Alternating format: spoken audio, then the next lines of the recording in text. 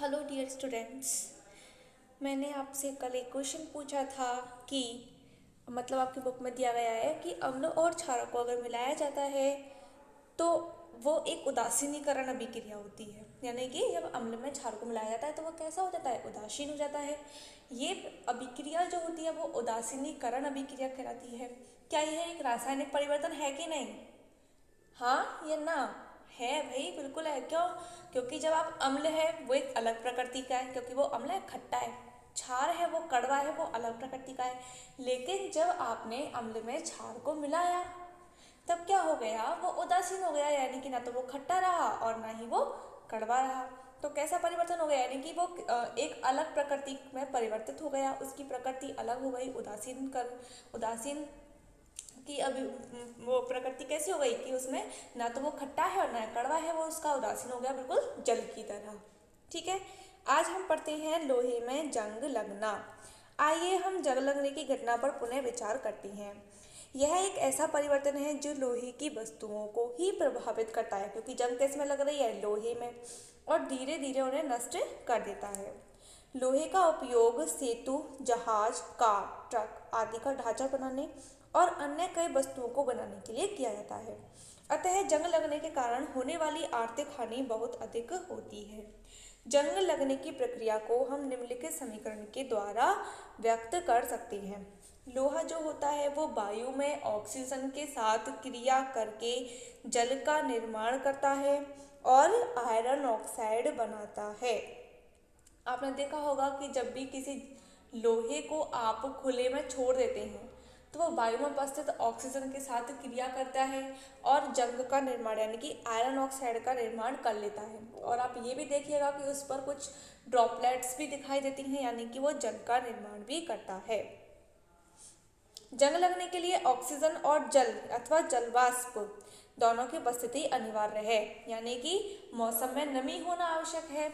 नमी मतलब थोड़ा मॉइस्चर की जल की बूंदें हैं वो हमको वायुमंडल में दिखाई नहीं दे रही है, ये तो हो गई नमी।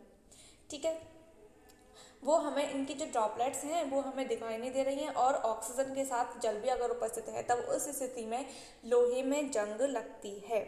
वास्तव में यदि वायु में आर्द्रता की मात्रा अधिक हो अर्थात नमी अधिक हो तो जंग जल्दी लगती है, जैसा कि मैंने आपको बताया। यदि वातावरण शुष्क है, उसमें केवल ऑक्सीजन है और लोहा रखा है, तो वो उसमें जंग लगने की संभावना बहुत ही कम होती है या ना के बराबर होती है। यदि बारिश वगैरह पड़ रही हो और कोई लोहे की चीज़ बाहर पड़ी हो तो उसमें जंग लग जाती है। इसके अलावा जब नमी का मौसम होता है, देखते हैं जब बरसातों का मौसम आता है, जुलाई अगस्त सितंबर अक्टूबर, उस समय हमारे वातावरण में बहुत ज़्यादा नमी रहती है। ठीक है, यानी कि नमी यानी मॉइस्चर रहता है। नमी क्या होती है कि बहुत छोटी छोटी जल की बूंदें हमारे वातावरण में चारों ओर फैली हुई रहती हैं, जो कि हमको दिखाई नहीं देती। वो कैसी बूंदें होती हैं, अदृश्य बूंदें होती हैं।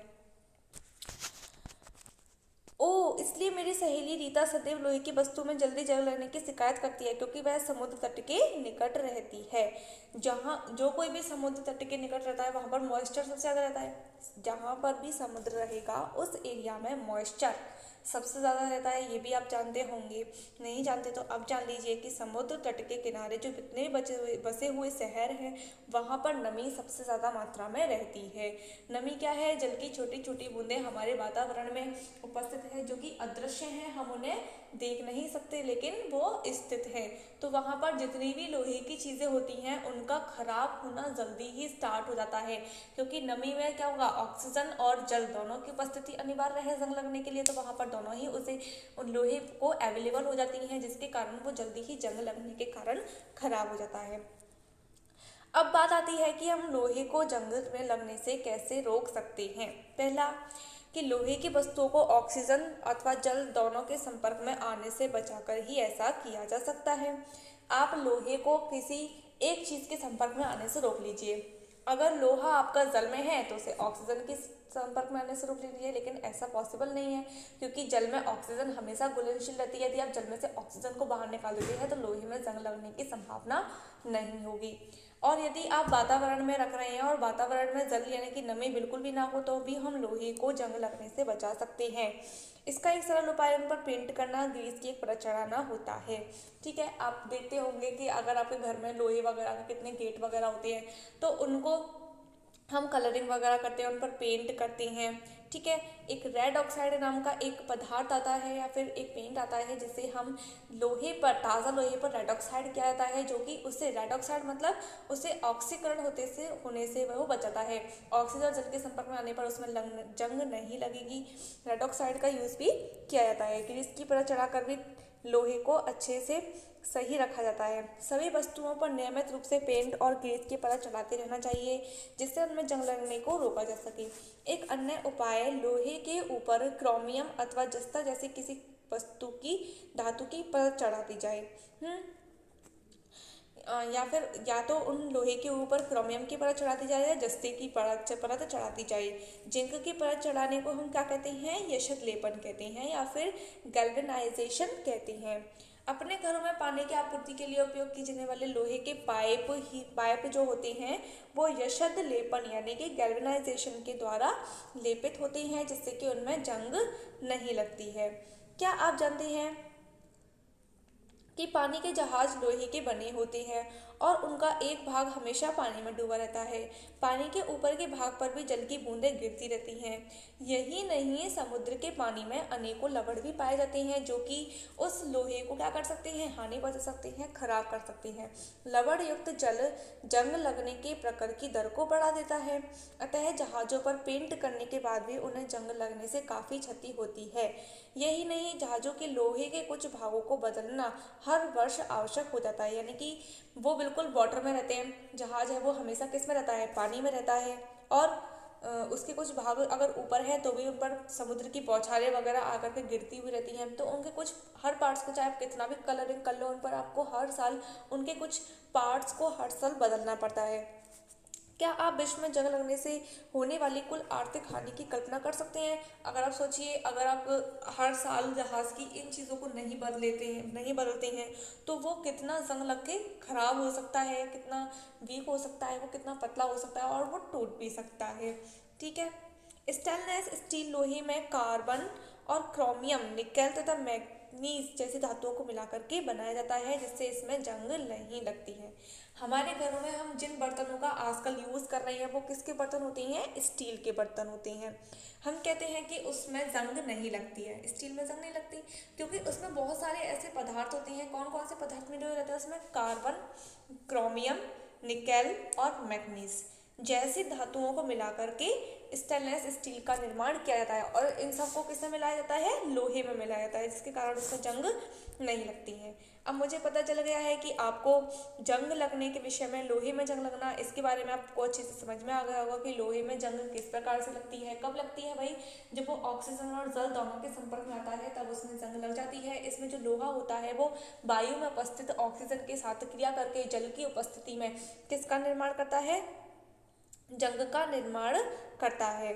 ठीक है स्टूडेंट्स, तो लोहा ऑक्सीजन जो होता है वायु में उपस्थित ऑक्सीजन के साथ जल की उपस्थिति में क्रिया करके आयरन ऑक्साइड का निर्माण करता है।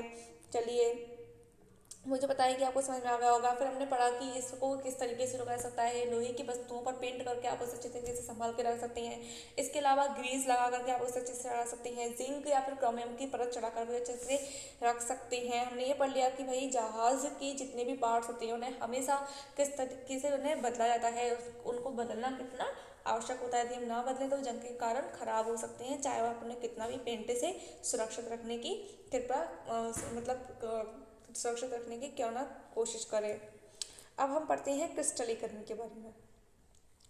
आपने 6th क्लास में पढ़ा था कि साधारण नमक को समुद्र जल के वाष्पन के द्वारा प्राप्त किया जा सकता है। ठीक है, समुद्र जल से जब हम नमक को प्राप्त कर रहे हैं तब उसके लिए क्या किया जाता है? बहुत बड़ी बड़ी क्यारियाँ बनाई जाती है, उसमें समुद्र के जल को छोड़ दिया जाता है और समुद्र का जल का वहाँ से वाष्पीकरण हो जाता है, जल उड़ जाता है, हमारे पास शेष बचता है नमक। इस प्रकार प्राप्त होने वाला नमक शुद्ध नहीं होता, क्योंकि भाई क्यारियों में हमने उसको समुद्र के जल को डाला, जल वाष्पित हो गया, लेकिन जो नमक है वो शुद्ध नहीं है। उसमें काफ़ी प्रकार की गंदगियाँ हो सकती हैं, समुद्र से प्राप्त गंदगी हो सकती हैं, क्यारियों में उपस्थित मिट्टी वगैरह की गंदगी हो सकती है और उसके क्रिस्टलों के आकार को स्पष्ट रूप से भी नहीं देखा जा सकता, क्योंकि वो बड़े बड़े डेलों के रूप में प्राप्त होते हैं। वो क्रिस्टल्स के आकार में हमको स्पष्ट रूप से नहीं दिखाई देते। किसी पदार्थ के शुद्ध क्रिस्टल उनके विलयन से प्राप्त किए जा सकते हैं। कब प्राप्त किए जा सकते हैं? जब हम एक नमक का विलयन अच्छे से तैयार करेंगे तब हम उसमें से क्रिस्टल्स प्राप्त करते हैं। यह प्रक्रिया क्या कहलाती है? क्रिस्टलीकरण कहलाती है। यह भौतिक परिवर्तन का एक उदाहरण है। इसमें सावधानी दी गई है कि केवल तनु सल्फ्यूरिक अम्ल का ही उपयोग करें। जल को उबालते समय सतर्क रहें। क्रियाकलाप 6.9 में अम्ल का उपयोग किया जाना है। अतः शिक्षक की उपस्थिति में क्या करना चाहिए? और यदि आप अम्ल ले रहे हैं तो आपको कौन सा लेना है? तनु सल्फ्यूरिक अम्ल। H2SO4 लेना है जो कि तनु होना चाहिए, सांद्र नहीं होना चाहिए। यानी कि विलयन में H2SO4 की मात्रा कम होनी चाहिए, ज़्यादा नहीं होनी चाहिए। चलिए इसके लिए क्या टेस्ट दिया गया है? किसी बीकर में लगभग 1 कप जल लीजिए और उसमें तनु सल्फ्यूरिक अम्ल की कुछ बूंदें डालिए। अब आपको क्या करना है? जल को उबालना स्टार्ट कर देना है। अब इसमें आपको धीरे धीरे से कॉपर सल्फेट मिलाना है। कॉपर सल्फेट का कैसा चूर्ण लेना है? आपको अशुद्ध चूर्ण लेना है जिसमें अन्य प्रकार की किसी दूसरे प्रकार के उसमें अशुद्धियाँ जैसे धूल के कण वगैरह कुछ इसमें घुले हुए हों। कॉपर सल्फेट का चूर्ण मिलाना तब तक जारी रखें जब तक कि उसमें और कॉपर सल्फेट घोलना संभव ना हो। यानी कि आपको एक संतृप्त विलयन बनाना है। संतृप्त विलयन क्या होता है? संतृप्त विलयन वह विलयन होता है जिसमें निश्चित टेम्परेचर पर आप उस दिए गए विलयन में और ज़्यादा विलय पदार्थ को नहीं घोल सकती हैं। आपने किस निश्चित टेम्परेचर पर जल को उबालना स्टार्ट किया, आपने उसमें तनु सल्फ्यूरिक अम्ल की कुछ बूंदें डाली, आप उसमें धीरे धीरे डाल रहे हैं कॉपर सल्फेट। हमें कब तक डालना है? जब तक कि वो उसमें घुलना बंद ना हो जाए। यानी कि आप कॉपर सल्फेट को क्या करेंगे? हिलाएंगे। ठीक है, हिलाने के बाद आप देखते हैं कि अब कॉपर सल्फेट नीचे की ओर बैठने लगता है, वो उस जल में और ज़्यादा नहीं घुलता है। विलयन को अब ठंडा करना है, फिल्टर पेपर की सहायता से छान लेना है। छानने के बाद उसे ठंडा करना है।